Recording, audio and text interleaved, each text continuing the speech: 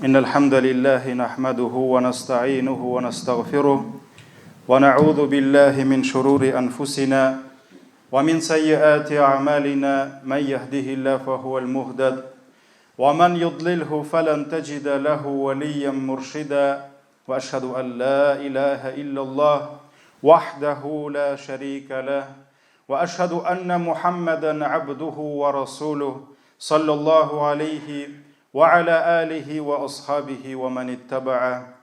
Barcha ғаламларны юқтан бар қылып, бізні өзінің шексіз неғметлерінде, сый-хөрмәтләрендә яшатучы бірден бір Раббыбыз, бірден бір ғибадатқа лайық болған хақ иләһібіз, Аллаһ Тәгаләгә мең шөкерләребез, мақтау ва улуғлауларыбыз булсын, җирләргә дә, күкләргә дә Аллаһның рәхмәте булып килгән.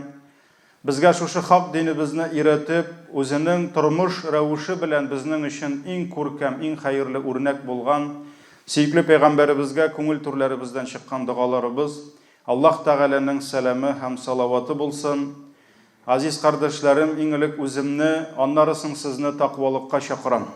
Аллаһ Тәгалә Куръани Кәримдә әйтте: "Я айюһаллазина аману тақуллаха хакка туқатих ва ла тамутунна илля ва антум муслимун."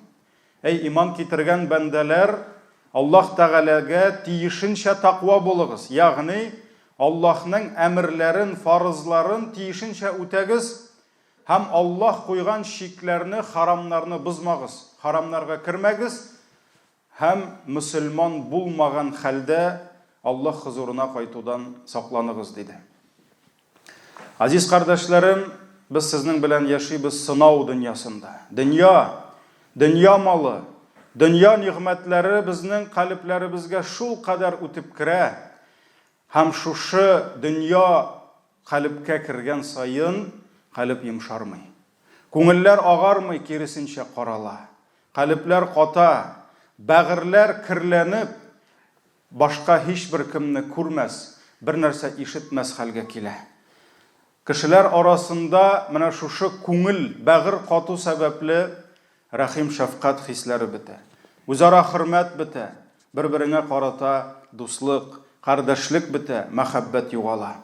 Бәгыре каткан кеше ул үз нәфесеннән башка бер кемне күрми, бер кемне ишетми. Ул һәр вакыт үз кайгысы белән генә, үз мәшәкатьләре белән генә яши. Һәм җәмәгать ярак китергә кирәкми.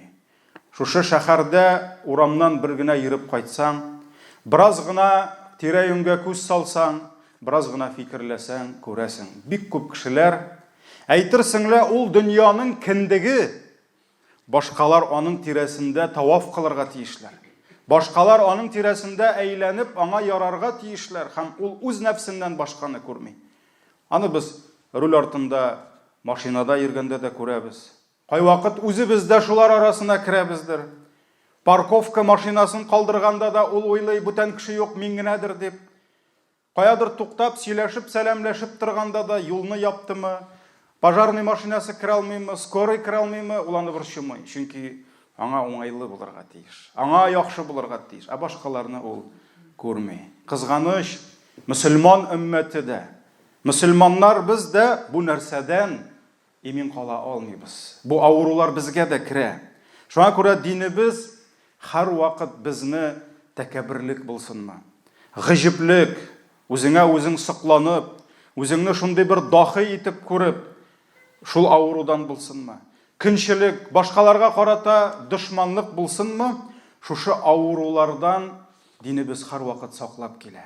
Һәр вакыт безне давалап килә. Һәм ислам дине өндәгән, чакырган бик күп гамәлләр менә шушы күренешләргә дава һәм иң мөһиме профилактика булып тора. Булсынмы ул Аллаһ Тәгалә сиңа биргән икән, ул биргән белән бүлешү. Нәфесеңә, кесәңә кергән малың шул кадәр кадерле булса да, шул нәфесеңнән айырып, аны мәхрүм итеп, мөхтаҗларга садака бирү. Булсынмы ул ятимнәрне кайгырту, барып авыруларның хәлен белү, аларның күңелләрен күтәрергә тырышу. Вафат булса кардәшеңнең җиназасына бару. Менә бу нәрсәләр кешене бу дөньяда мин генә түгел. Бу дөньяда башкалар да бар икән әле. Аларның да кайгылары кайгы икән дип, кешеләр белән бергә Аларны яратырга, аларны хөрмәт итәргә, аларга хезмәт итәргә менә бу нәрсәләр безне өйрәтә. Һәм җәмәгать шушы гамәлләрнең берсе безнең арабызны төзәтә торган, безгә башкаларны да күрергә өйрәтә торган, мәхәббәтебезне арттыра, яңарта торган бер гамәл ул үзара бүләкләшеп яшәү. Мин сиңа бүләк бирәм, син миңа бирәсең. Һәм шуның белән минем сиңа булган дуслыгым, мәхәббәтем арта.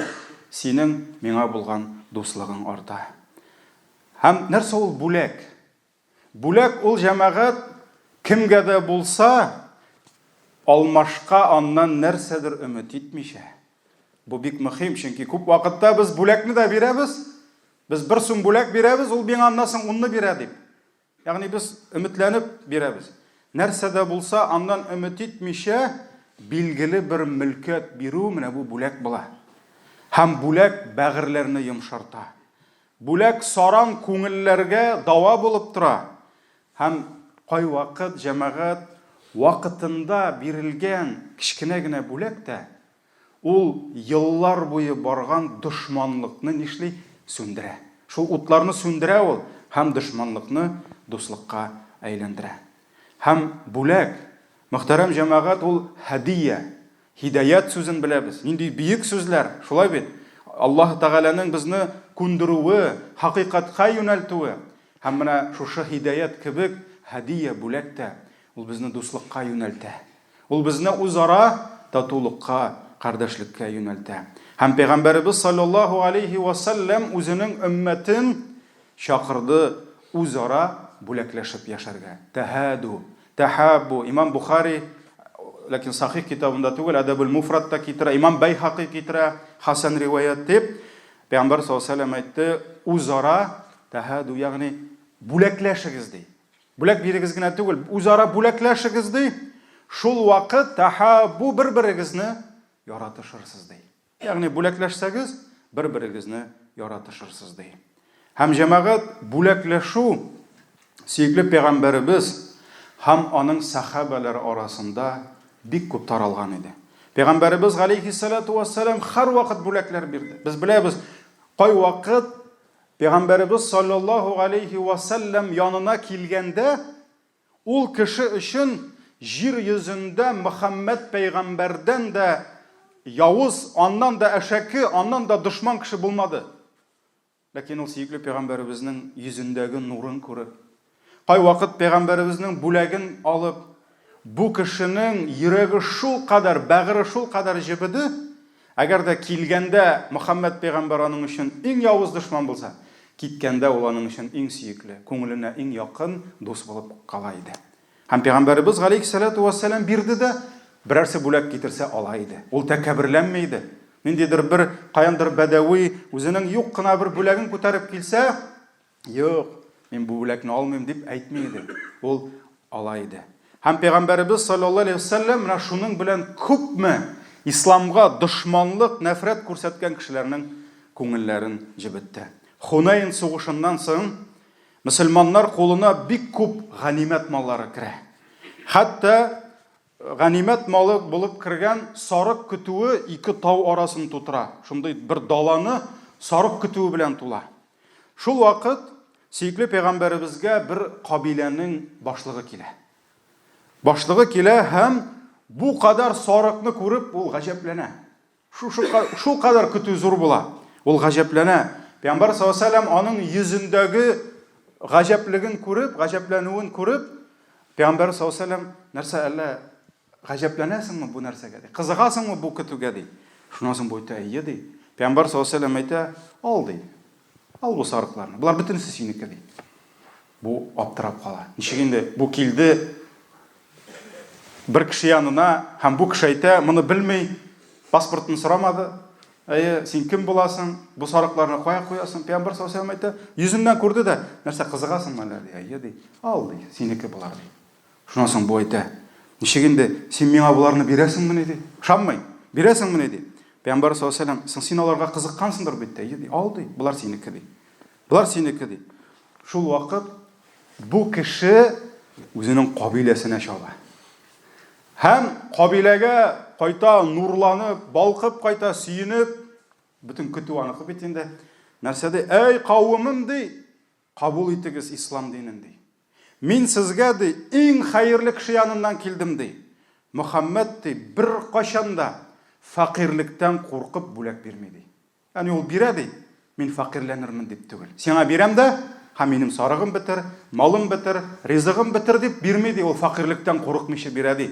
Шуңа көрә қабыл етігіз бұл диніне dey. Мына бір генә кіші түгіл, қабиләләр динге келділер. Пәйғамбар саллаллаху алейхи ва саллямның шушы юмартлық, бүләкләшу сифатын көріп, бұл хадис сахих Муслимда келә. Һәм җәмәгать бүләкнең зурысы кішісі дигәннән кайбер кешегә бәлки хәле зәгыйфрәк булган кешеннән килгәнчә арзанрак бүләк алып килергә мөмкин. Теге бик хәлле кеше, бик шундый бераз тәкәббер кеше булырга мөмкин. Һәм кайбер кешегә арзан бүләк бирсәң, үпкәләүе бар. Шуңа күрә кай вакыт куркасың, бу кешегә мин бүләкне алып барып бирсәм, моның күңеле булыр микән, әллә бу миңа ачы тутырып калыр микән, миңа дешевый бүләк алып килде. Пәйгамбәр саллаллаху алейхи ва саллям бүләкнең карамады зурлыгына. Әгәр дә кеше аны ихластан алып килгән икән, ул аны шөкер итеп алайды. Һәм Имам Бухари риваятында килә, әгәр дә миңа ди сарыкның калак сөягын алып килсәләр ди, яки бутын алып килсәләр, мин аны да алам ди. Алам ди. Ягъни Пәйгамбәр саллаллаху алейхи ва саллям үзе ике тау арасын тутырган сарыкларны биреп җибәрде. Ләкин кемдер аңа алып килә икән сарыкның бер кисәген, Пәйгамбәр саллаллаху алейхи ва саллям, мин аны алам ди. Мин аны алам ди. Шуңа күрә ул бүләк алып килсәләр тәкәбберләнмәде. Кайбер бүләкләрне хәтта тагайынлап бу бүләкне алып килсәләр баш тартмады иде. Имам Тирмизи риваятында килә, Пәйгамбер саллаллаху алейхи ва саллям әйтте, 3 бүләктән баш тартмагыз диде.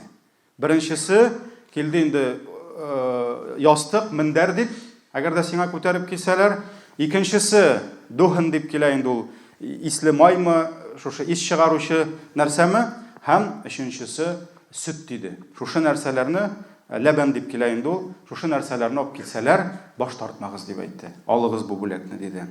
Һәм җәмәгать кемгә бүләк бирү дигәннән, әлбәттә бүләкне инде иң якын кешеләреңә, ул кеше сиңа якынрак булган сайын, аңа ул бүләкне күбрәк бирергә кирәк. Чөнки ул закат кебек түгел, закатны гына син әниеңә бирә алмыйсың, син әтиеңә бирә алмыйсың, син хатыныңа закат бирә алмыйсың. Кемдер мәсәлән, бар закат чыгарасы бар инде, каяла хатынга бер нур кебек шуб алып бир, алай булмый.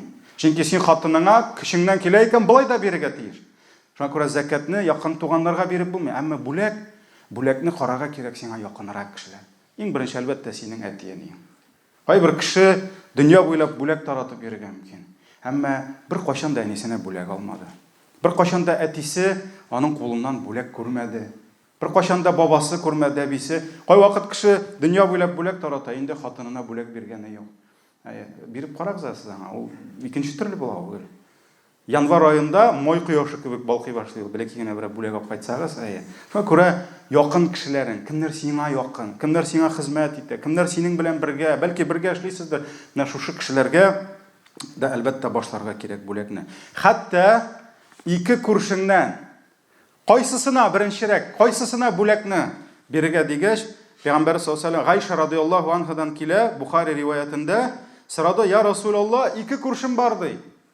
Кайсысына бирим ди? Кайсысына?" Пәйгамбәр саллаллаху алейхи ва саллям әйтте: "Иля aqrabihima min kibabin" диде. Кайсының ишеге сиңа якынрак, шунсыннан башла ди. Кайсы сиңа якынрак күрше, шул күршеңә бир ди. Шуңа күрә күршеләр белән яшәү. Бигрәк тә без мусламаннарда балалар күп. Һәм ул балалар бит фәрештә түгел, алар идәннән чабалар бер. Син әгәр дә 5нче катта яшәсәң, монда бүләкне 4нче катка карарга кирәк. Чөнки син аның башыннан чабасың.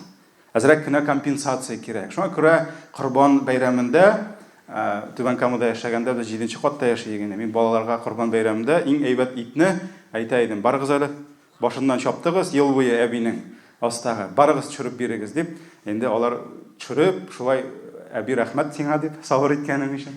Алар анда әби ел буе ишетми аннан. Алхамдулилlah, ел буе ишетми чапканнар. Шуңа күрә ул гади генә нәрсә кебек, әмма ул дуслыкны арттыра. Шул әбиләр елап калдылар без киткәч. Шуңа күрә алар бит теге бүтән безгә ит кирми дип еламыйлар.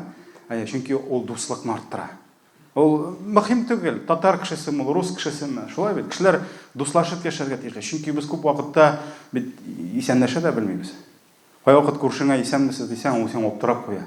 Бу әллә неме икән? Ничек инде алай? Ул бит менә әлхәмдүлилләh, ул татар авылларында мәчеттән чыгасың, балалар мәктәптән кайталар. Алар сине белмиләр кем икән. Син беренче тапкыр бу авылда. Син аларны беренче тапкыр, алар сине. Исәнмесез, саумысыз, ассаламу алейкум дип күрш. Үзе бер рәхәт. Без бит бүләккә безгә жалко даже сәлам да. Пәйгамбәр саллаллаху алейхи ва сәллям әйтте бит, кешеләрнең иң гаҗизе ди. Гаҗиз дигән сүз самый немощный человек ди. Дуа кылырга да көч таба алмаган кеше ди. Дуа кылырга бит бер нәрсә кирәкми. Хәтта тахарат та шарт түгел, шулай бит. Кулыңны күтәрергә хәлең булмаса, күтәрү дә шарт түгел. Сора Аллаһтан. Шуңа күрә дуа кылырга да вакыт, мөмкинлек таба алмыйсың икән иң гаҗиз кеше. Кешеләрнең иң сараны сәлам бирергә саранланган кеше.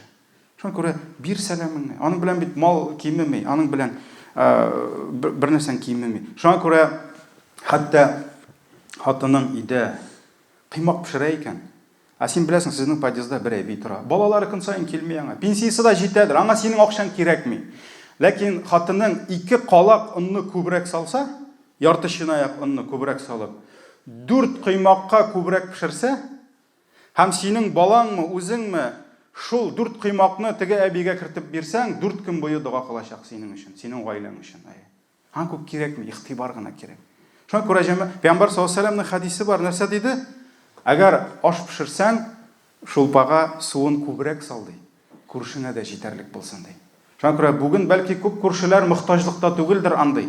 Ләкин әйткәнемчә, 4 кыймагын, 3 кыймагыңны кертсәң, тагын пирог пешереп нәрсәдер кертсәң, аларның чыннан да күңелләре була. Менә бу нәрсәне әлбәттә безгә ихтибарга алырга кирәк. Һәм бу чыннан да юк нәрсәдән ул зур биналар төзелә, дуслык биналары төзелә. Һәм җәмәгать шулай ук шәригатьтә ихтибарга лаек булган куркыныч нәрсә, без аңа ихтибар итәргә тиешбез, биргән бүләгеңне кире сорау. Әгәр дә син бүләгеңне биргәнсең икән, беренчедән көн сайын шалтыратып син аның исенә төшермә инде. Әл-миннат вәл-әза. Ягъни Аллаһ Тәгалә Коръәндә кисәтте, миннат һәм аза нәрсә ул? Син бер кешегә яхшылык кыласың да, гилисенә төшереп аны йөдәтәсең. Шалтыратасың да, ничек сәң аланда мин бүләк иткән сәгать, йөриме? Ничек ул йөриме? Ничек сәң аланда теге мин бүләк иткәнне? Әйбәтме ул? Ничек әйбәт булдымы? Тегесе сине мактый, машалла, машалла. Кирәкме? Нәрсә дигән татар халкы? Бүләгеңне бир дә суга сал, балыклар гына күрсен ди. Балык сөйли белми аны. Югалсын. Аллаһ күрсә җитә. Шулай бит. Аллаһ күрде, булды. Хәтта Пәйгамбәр саллаллаху алейхи ва сәллям нәрсә диде? Бухари риваятында килә, әгәр биргән бүләген кире сораган кеше ди, эт кебек ди. Ашаганын кыса да кире кысыгын ашый ди. Ашаганын кыса да кире кысыгын ашый ди. Шуңа күрә җәмәгать кайбер кешеләр шундый эт кебек булырга тиеш түгелләр. Хатынына бирде дә бүләк, талашкан саен. Давай кайтар кире теге йөзегеңне. Кайтар теге алканы. Кая ул? Бирдең икән, бисмилла. Булды. Булды.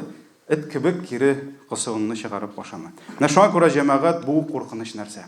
Кайбер бүләкләрдән Пәйгамбәр саллаллаху алейхи ва сәллям тыйды.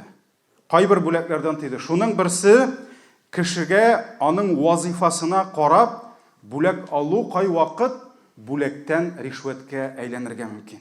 Шуңа күрә Пәйгамбәр саллаллаху алейхи ва сәллям нәрсә диде? Шафагать кылган өчен бүләк алу диде. Шафагать кылу, ягъни кемдер дәрәҗәле кешенең сиңа шафагаты кирәк. Сине яклап кайдыр ул сүз әйтергә тиеш, сине сакларга, защищать итәргә тиеш. Пәйгамбәр саллаллаху алейхи ва сәллям әйтте, кем үзенең бер кардәшенә шафагать кылды ди, һәм шуның өчен шафагать кылган өчен бүләк алды ди, һәдия алды, һәм шул һәдия бүләкне кабул итте ди, ул риба ишегенең бер ишегеннән кирде ди. Риба ишегенең бер ишегеннән кирде ди. Шуңа күрә шафагать кылган өчен бүләк алу ул фитнәле нәрсә.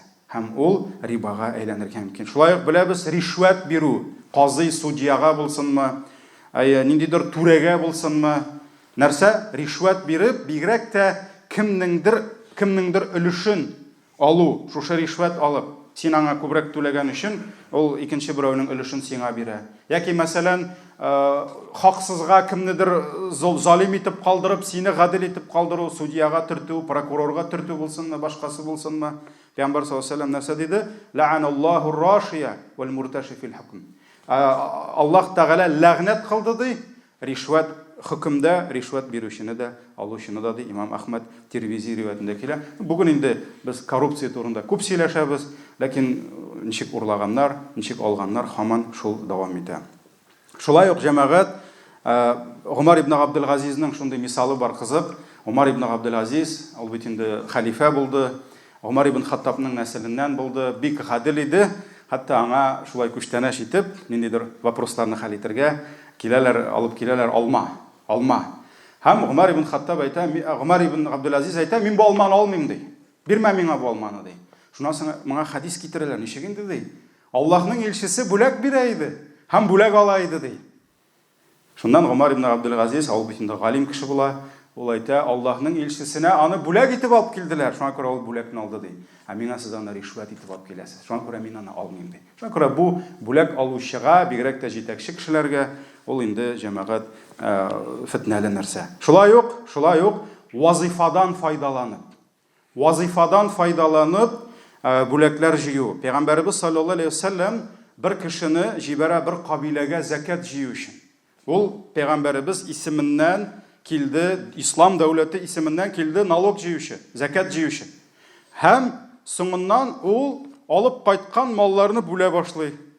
Монсы дәүләтнеке ди, монсы закат, монсы минеке ди. Ул бит инде бер сәяхәттән алып кайткан икесендә, ләкин бүлә бусы минеке ди, бусы шунда Пәйгамбәр саллаллаһу алейһи ва сәллям әйтә, әниеңнең өеннән чыкмыйча утырган булсаң, бу бүләкне сиңа китереп бирерләр идеме ди. Әгәр дә син өйдә утырсаң, син бит закат җыйган өчен сиңа бирделәр. Кай вакыт без дә хәзрәтләр барабыз да, фәлән-фәләнович, менә ярыймы мәчеткә әзрәк ярдәм итсәң, менә мәчет сала идек, менә безгә анда мәсәлән 100 мең акча кирәк. Шуннан соң ул әйтә, менә 100 мең акча юк инде. Бу давай мин сиңа лично үзеңә бер 5 меңне бирим әле. Ягъни 5 меңне биреп котылмакчы була, хәзрәтне фитнәгә кертмәкче була. Хәзрәт әйтә, ярар 100 меңне берәрсе бирер әле, 5 мең миңа да мишәт итмә ди. Шулай итеп нәрсә, ул һәрбер кешенең, хәзрәтнең дә, юлда басып торган гаишникның да фитнә, кул куеп утыручы җитәкченең, түрәнең дә һәркемне Аллаһ сыный. Больниста утыручы табибны да Аллаһ бөтенесен сыный. Шуңа күрә, әлбәттә, менә бу нәрсәләр Аллаһ сакласын инде, ул зур фитнә булып тора. Һәм тагын бер мәсьәлә, бүләк биргәндә балаларны айыру. Мәсәлән, синең 3-4 балаң бар, ләкин балаларын күрә, син бүләкне гел берсенә генә кайтасың. Гел берсе генә бүләк ала.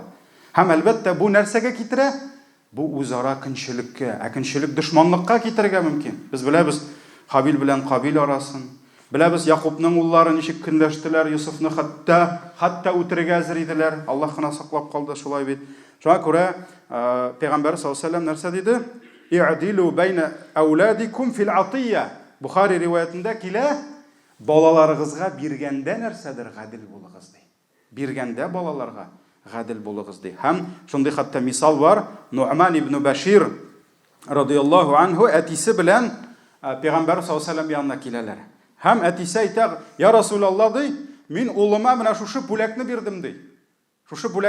Булар инде сорау килеп туган. Шуннан соң Пәйгамбәр саллаллаһу алейһи ва сәллям әйтә, синең һәр балаң да шушы бүләкне алдымы ди. Һәр балаң да алдымы шушы бүләкне ди. Юк ди, менә Нугман гына алды ди. Һәм Пәйгамбәрбез Нугманга әйтә, кайтарып бир бүләген ди. Әтиеңә ди. Шуңа күрә гадил, ягъни безнең биргән бүләгебез ул кешеләр арасында гадилсезлек китереп, нәрсә кешенең Алла сакласын дошманлыгын арттырырга тиеш түгел. Шуңа күрә җәмәгать, әлхәмдүлилләh, менә бу безнең шәригатыбыз, шушы хәтта бер караганда җиңел генә нәрсә, бүләкләшү, менә аның да зур гыйбадәт дәрәҗәсенә, өммәтне ныгыта торган, дуслыкны арттыра торган, шундый зур күрсәткеч, зур гамәлгә әйләндерә, әгәр дә без шушы нәрсәне сакласак иншаллаһ. Баракаллаһу лана ва лакум фил Кур'анил азим ва нафa'ана бил аяти ва зикрил хаким, иннаху хувал гафурur rahim.